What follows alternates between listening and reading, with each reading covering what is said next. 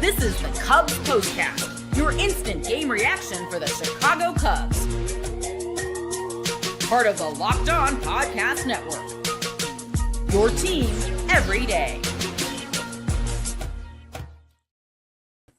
What's up, everybody? Welcome into the Locked On Cubs Postcast here on the Locked On Cubs YouTube channel. Joe George here with you, and the Cubs get the win 5-2 over the Marlins. Colin Rea was dealing in this game. We saw big hits from Kyle Tucker, Dansby Swanson. A bunch of guys came through there in the fifth inning, but the Cubs get the win, and that's what matters the most. Today's episode is brought to you by Monarch Money. Take control of your finances with Monarch Money. Use code LOCKEDONMLB at monarchmoney.com. for 50% off your first year. All right, we're going to talk about Colin Rea, what we saw from him, the offense exploding for 5 runs there in the fifth, and just a little bit on not overlooking these games, especially with what's happening behind you right now in the NL Central with the Cardinals just absolutely on fire. But the Cubs get the win in this one, and Colin Rea, I've said this multiple times now, his last starting outing wasn't great, obviously, but he's well deserving of our Locked On Player of the Game. This is the Locked On Player of the Game. So Colin Rea goes 6 2/3, gives up 6 hits, 2 earned runs, 1 bad pitch is all it was, right down the heart of the plate for the home run. 2 walks, 4 strikeouts. He's got a 2.48 ERA, gets his 3rd win of the season. He has been, just a blessing for the Cubs since the Justin Steele injury. I mean, what he's done in this rotation, especially now with Shota, injured as well. And as we wait to see what's going to happen to him over the next week to find out when he could be returning. But Colin Rea has been so good for the Cubs this season, and just another really strong outing from him. And look, he's not doing it from strikeouts. He's not doing it from some of the ways we see traditional starting pitching right now, but he's just going out there and he's just shoving basically on a pretty consistent basis. Yeah, it's the Marlins, but whatever. You play the team that's in front of you.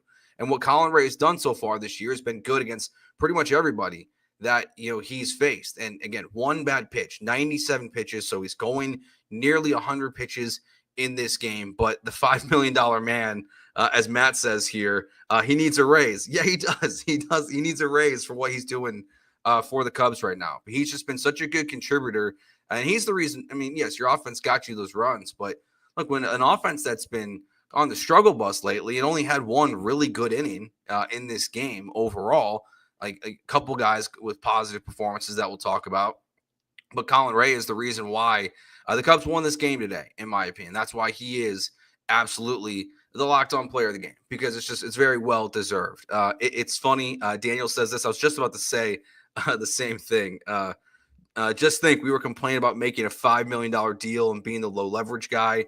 Now we've got a steal. Daniel, that's spot on, because I remember his first performance out of the bullpen against the Diamondbacks was not good. And it was like, why is this guy on the team? Because it felt like he was a low leverage guy. And it shows you how quickly things can change for you and what he's done. So he's really just solidified this. And it's scary to think, honestly, where the Cubs would be right now without Colin Rea. Just what he's done to stabilize the rotation has been so huge for this team. Ramon asks here quickly, do I think Counsell hitting PCA leadoff is messing him up? I don't know. I just feel like he's pressing right now. Hopefully this is his last game in leadoff. I know Ian Happ was ramping up activities, is what they said today. We'll have to wait and see what that really means, if he'll be in the lineup tomorrow. The one benefit of this stretch, even though you want to win every single one of these games against bad baseball teams, is that, you might want to give him a couple more days if you can. If Ian Happ's not fully there, you don't rush him back. There's so many games left in the season. So I don't think it's a mistake to have PCA in the leadoff, especially when you think long-term, that's probably where you project him at. But yeah, it's been a tough go for PCA as of late. You see that frustration. He shows it very much in his body language. He's throwing bats, he's throwing helmets when he's striking out. He's frustrated with himself. I love the passion, but you can see it's so clearly to see when he's going through it, because he can tell he's going through it, and he's not afraid to show it. But today's game was all about Colin Rea, and then what happened for the Cubs there in the 5th inning. Before we get to that, though, let's talk quickly about what we saw from the bottom of the order in the bottom of the lineup today. Dansby Swanson, 2 for 4, a home run. He's raised his batting average to 248. since moving into the 7th or 8th spot in the lineup. His on-base percentage is 303. His slug is up to 472. And then we see Miguel Amaya. He's 3 for 3 on the day, 2 doubles. And the first one was a blooper that he ran out there. The second one was just getting right by the third baseman, gets another double there. So Amaya, very good day at the plate for him. It's amazing how good the Cubs also, just both their catchers have been. I mean, obviously, we're not seeing Carson Kelly hit the way he was earlier in the season, but he still is very good for this team. But Amaya and Kelly have just also been absolutely, I would say, the surprises of this team. Like, we knew what Kyle Tucker was going to do. We knew what, we hoped what, PCA would do, and he's done that. We knew what, Suzuki can do and what Ian Happ can do. But what Kelly and Amaya have brought to the DH or catcher position on a consistent basis is the reason why the Cubs are still number 1 or in the top 5 of basically every single offensive category in Major League Baseball. Like, they have pushed this team over a top in a huge way. You needed it from Amaya just getting on base today. So you go to the 5th inning here and we see what the Cubs did. I mean, they played small ball, but they also hit it deep as well. So you get Nico gets the leadoff single. He gets a stolen base. The production, like if you look at the box score for Nico's not great in this one, but he had a ton of hard hit contact in this one. Dansby hits the 2-run homer to put the Cubs up 2-0. Miguel Amaya gets his second double of the game. You get the wild pitch. That moves him to third base. Kyle Tucker hits the triple to make it 3-0. And then Seiya Suzuki hits the home run. It's 5-0 there. I mean, Seiya Suzuki, as O'Reilly says here in the chat, they got multiple guys with 10 home runs. He added his 10th home run in the game. So you've got PCA, Tucker, and Suzuki all with 10 runs, 10 home runs right now. So they're doing it in every way. But I love seeing how they got to, Dansby in before. Just getting guys on base, walks, taking advantage of wild pitches. Like, that's been the success for the Cubs this year. And that's what felt like over the last, I would say, 6 days, felt like it's been missing. And it felt like a long 6 days. The Giants and the Mets series felt like a long couple days of baseball. So this was refreshing. It's one game of this stretch, but you got to win these games.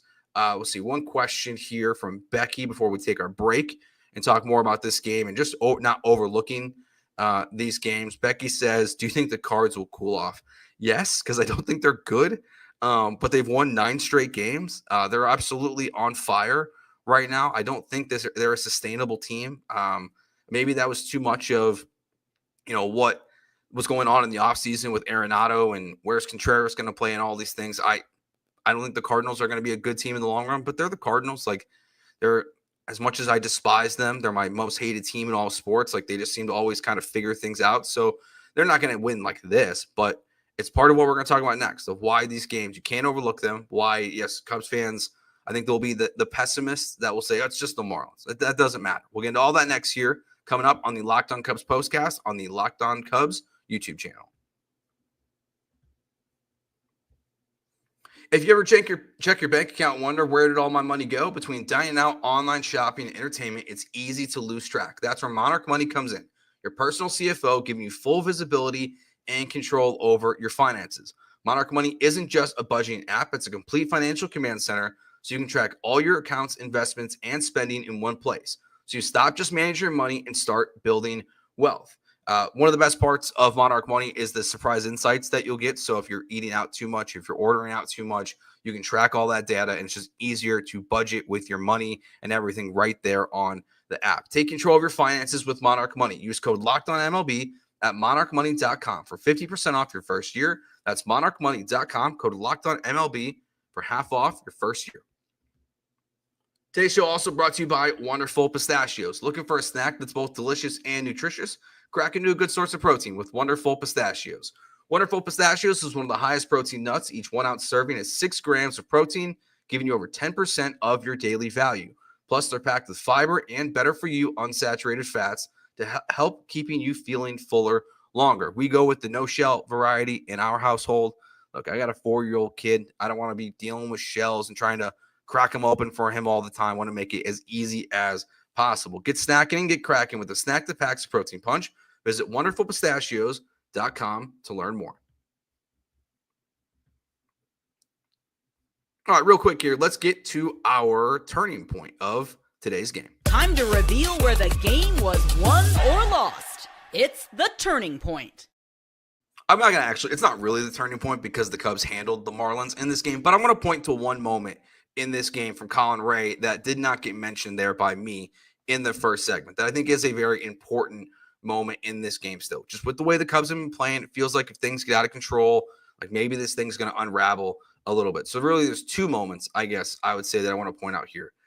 Top of the second innings, first and third after a single with 2 outs. And then Colin Rea picks off the runner at first base, inning over.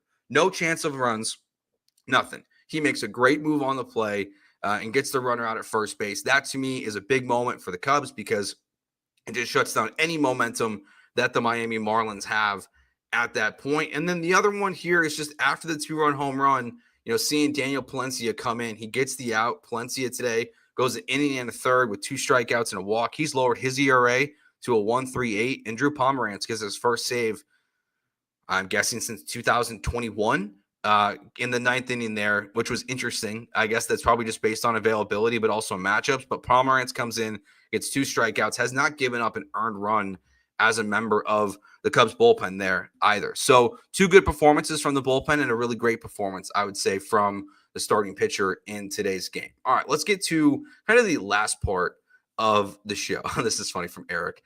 He said, Joe's back and we win. You can't go anywhere else. I know. They only won, I think they won 1 game while I was gone for like 6 shows.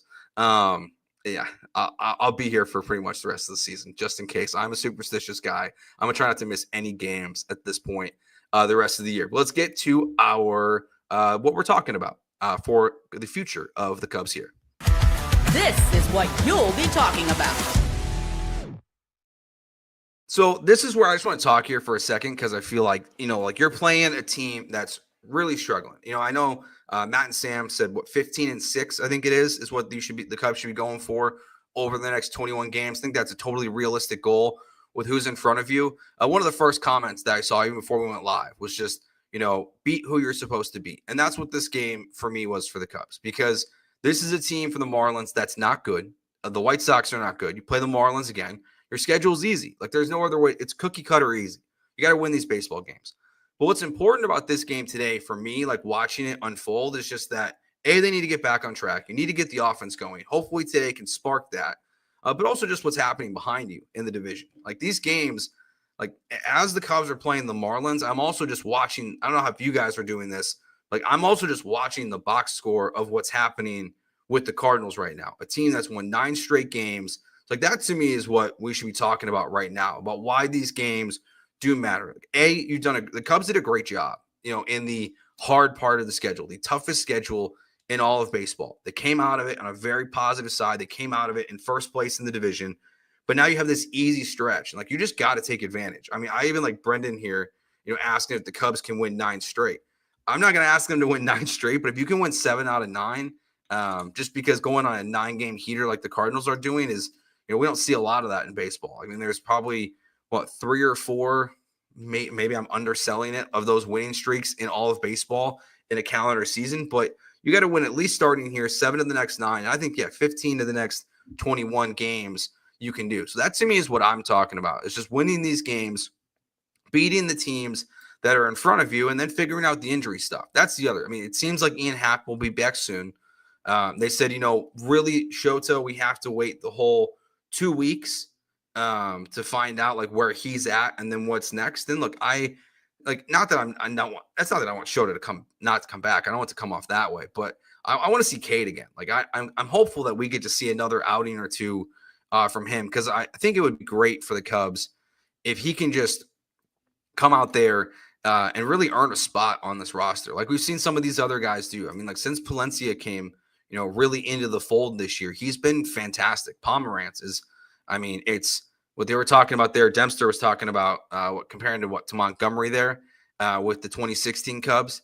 What Pomeranz has done is maybe the most shocking thing that's happened this season, just because he was out of baseball for 3 years, and then to come back and pitch the way he has so far, just another positive addition to the bullpen. So it feels like, that this is the Cubs' opportunity to get back on track.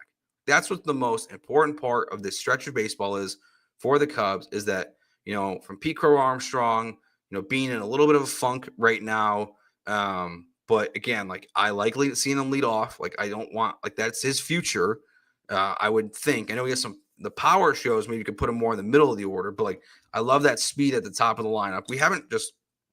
It's been the bummer, I would say, of just like him struggling while Hap's been out, as we haven't seen what the speed can be in front of Kyle Tucker, what it can mean in front of Suzuki. So hopefully he can get going here back again. Like he's young, he's 23 years old. Like he's going to go in these up and down roller coasters as well throughout the season. But just getting him back on track, everything that's going on right now for the Cubs, just got to get this team back rolling in the right direction. These are the perfect games to do it. Like just beat up on the bad teams. Like the Cubs have been the bad team for a couple of years. Like it's time to flip the script and just win the games that are in front of you, and we'll see where they go from there. And look, and again, the Cardinals are red hot. Like you got to keep them at arm's length as much as possible. That you have this very, very easy schedule in front of you. All right, if you got any other questions, comments you want to get to here in the chat before we wrap up, we will get that here. No more Presley. Sorry, I think he might not be the closer anymore. If you look at the advanced numbers, I know the ERA stuff was largely positive for him, but it's the analytics have not been kind to Ryan Presley. Like the fall off has been projected, I would say, and seeing them having to throw him out there in the 6th inning of the game the other day just to get him try to bounce back a little bit. I'm ready. I've been ready since the start of the season, just to name Porter Hodge the closer, because look, talking about these games you can't lose because they're bad teams. It's bad that Drew Pomeranz on the mound today made me feel so much better in a 3-run game, because if Ryan Presley's out there, you just don't feel good about where the Cubs closing situation is right now. So even if Pomeranz could be a lefty option out of the bullpen where you feel more confident than Ryan Presley, I hate to see it, I hate to say it, but that might be a positive thing for the Cubs at this point. Nathan asked if does Hap go on the IL tomorrow? We'll see. It just depends on how bad it is. It's hard to say. Those injuries are weird. He could be back tomorrow. He could be back in 4 days. He could be on the injury list for a couple days, and they could do it retroactively. We'll see what they do. It's been interesting to see Suzuki too be out in left field. He's at up to 4 or 5 career starts in left field. Doesn't look super comfortable out there, to be honest, but it is what it is. I mean, that's part of the reason why you have to, that's part of the advantage, I would say, of adding Kyle Tucker to this team, is when a guy gets hurt, you now have some flexibility within your outfield because of Suzuki, instead of him not having to just be a DH. But yeah, we'll see what happens. We'll see what happens, but it'll be interesting going forward. Darren says, sad when Joe's nervous seeing the so-called closer pitch to 6 with the lead. Yeah, I agree, Darren.